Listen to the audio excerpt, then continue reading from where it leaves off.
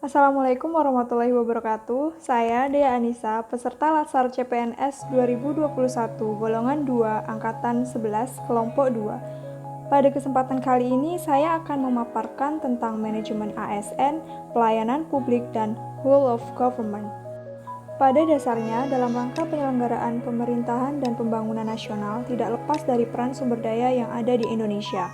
Sebagai salah satu sumber daya manusia, pemerintah sangat mengharapkan munculnya generasi ASN yang unggul selaras dengan perkembangan zaman, yaitu ASN yang mengerti kedudukannya sebagai aparatur negara yang menjalankan kebijakan yang ditetapkan oleh pimpinan instansi pemerintah serta harus bebas dari pengaruh dan intervensi dari semua golongan dan partai politik.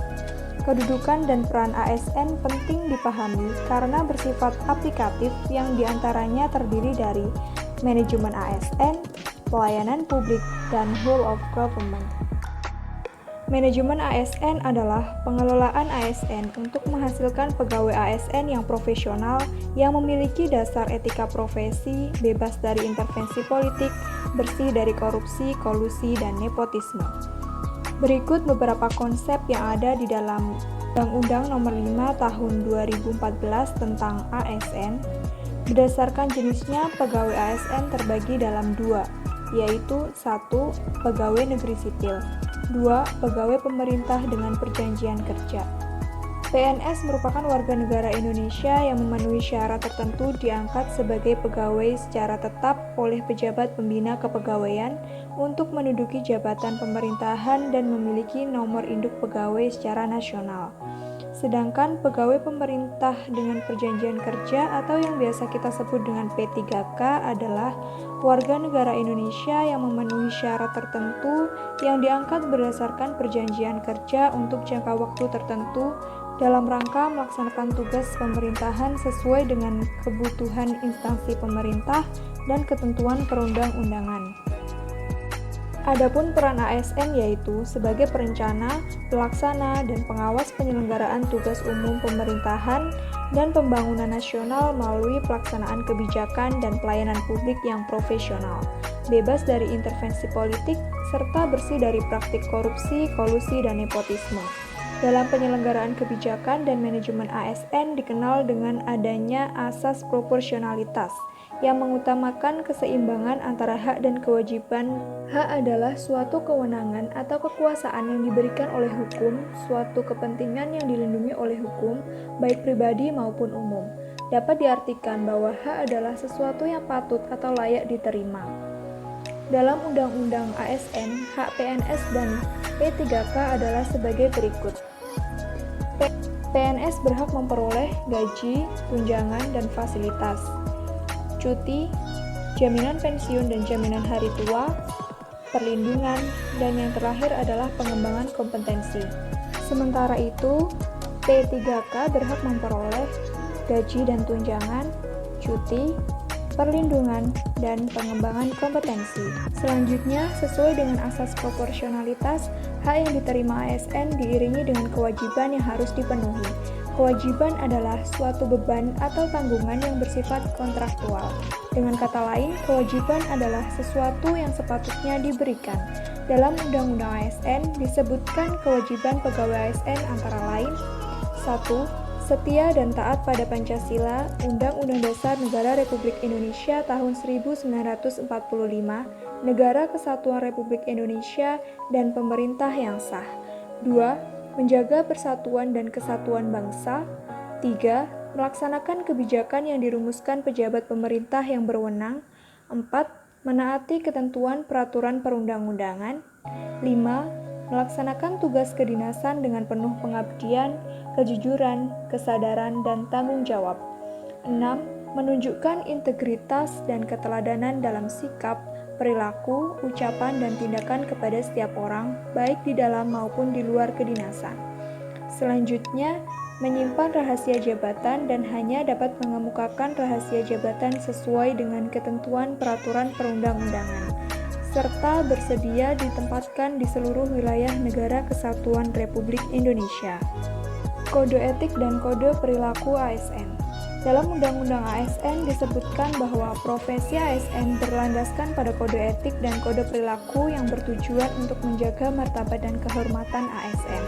Sistem merit merupakan kebijakan dan manajemen ASN yang berdasarkan pada kualifikasi, kompetensi, dan kinerja secara adil dan wajar dengan tanpa membedakan latar belakang politik, ras, warna kulit, agama, asal-usul, jenis kelamin, status pernikahan, umur, atau kondisi kecacatan. Untuk mendapatkan ASN yang memiliki kinerja tinggi, diperlukan suatu regulasi yang mampu mendorong ASN bertanggung jawab terhadap tugasnya dan mau melakukannya dengan sepenuh hati. Sistem merit merupakan salah satu strategi untuk mendorong produktivitas kerja lebih tinggi karena ASN dijamin objektivitasnya dalam perjalanan karirnya. Pelayanan publik adalah sebagai segala bentuk kegiatan pelayanan umum yang dilaksanakan oleh instansi pemerintahan di pusat dan daerah, dan di lingkungan BUMN atau BUMD dalam bentuk barang dan atau jasa, baik dalam pemenuhan kebutuhan masyarakat. Selanjutnya, berbagai literatur administrasi publik menyebutkan bahwa prinsip pelayanan publik yang baik untuk mewujudkan pelayanan prima adalah sebagai berikut. Adapun 4 klasifikasi pelayanan publik.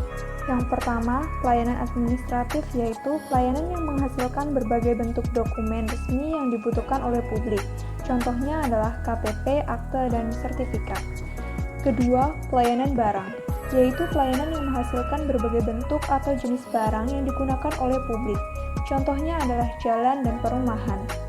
Berikutnya, pelayanan jasa, yaitu pelayanan yang menghasilkan berbagai jasa yang dibutuhkan oleh publik. Contohnya, pengukuran, kesehatan. Yang terakhir adalah pelayanan regulatif, yaitu pelayanan yang melalui penegakan hukum dan peraturan perundang-undangan maupun kebijakan publik yang mengatur sendi-sendi kehidupan masyarakat. Contohnya adalah perundang-undangan. Adapun pola pikir pelayanan publik yang harus kita miliki yaitu sebagai sebuah proses belajar budaya pelayanan harus dapat melakukan perubahan kebiasaan, perubahan nilai, dan perubahan pola pikir atau paradigma pelayanan. Berikutnya, etika dan etiket. Etika dan etiket mengatur perilaku manusia secara normatif, artinya memberi norma bagi perilaku manusia dan dengan demikian menyatakan apa yang harus dilakukan atau tidak boleh dilakukan. Etika pelayanan yang perlu diperhatikan oleh ASN terhadap pengguna jasa pada umumnya adalah sebagai berikut. Yang pertama, sikap atau perilaku, ekspresi wajah, penampilan, cara berpakaian, cara berbicara, cara mendengarkan, dan yang terakhir adalah cara bertanya. Berikutnya adalah rule of government. Merupakan pendekatan penyelenggaraan pemerintahan yang menyatukan upaya-upaya kolaboratif pemerintahan dari keseluruhan sektor dalam ruang lingkup koordinasi yang lebih luas guna mencapai tujuan-tujuan pembangunan kebijakan, manajemen program, dan pelayanan publik. Oleh karena itu, whole of government juga dikenal sebagai pendekatan interagensi, yaitu pendekatan yang melibatkan sejumlah kelembagaan yang terkait dengan urusan-urusan yang relevan. Adapun cara pendekatan whole of government, yang pertama adalah penguatan koordinasi antar lembaga. Penguatan koordinasi dapat dilakukan jika jumlah lembaga-lembaga yang dikoordinasikan masih terjangkau atau manageable. Dalam prakteknya, salah satu alternatifnya adalah mengurangi jumlah lembaga yang ada sampai mendekati jumlah yang ideal untuk sebuah koordinasi.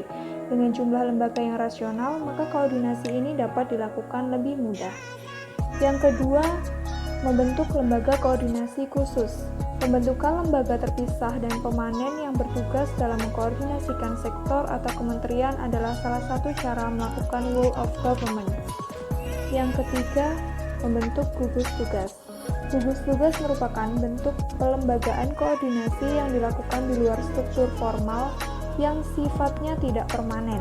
Pembentukan gugus tugas biasanya menjadi salah satu cara agar sumber daya yang terlibat dalam koordinasi tersebut dicabut, sementara dari lingkungan formalnya untuk berkonsentrasi dalam proses koordinasi tadi. Yang terakhir adalah koalisi sosial. Koalisi sosial ini merupakan bentuk informal dari penyatuan koordinasi antara sektor atau lembaga tanpa perlu membentuk pelembagaan khusus dalam koordinasi ini. Adapun tantangan yang akan dihadapi dalam penerapan whole of government di tataran praktek adalah 1. Kapasitas SDM dan institusi. Kapasitas SDM dan institusi yang terlibat dalam whole of government tidaklah sama. Perbedaan kapasitas ini bisa menjadi kendala serius ketika pendekatan whole of government.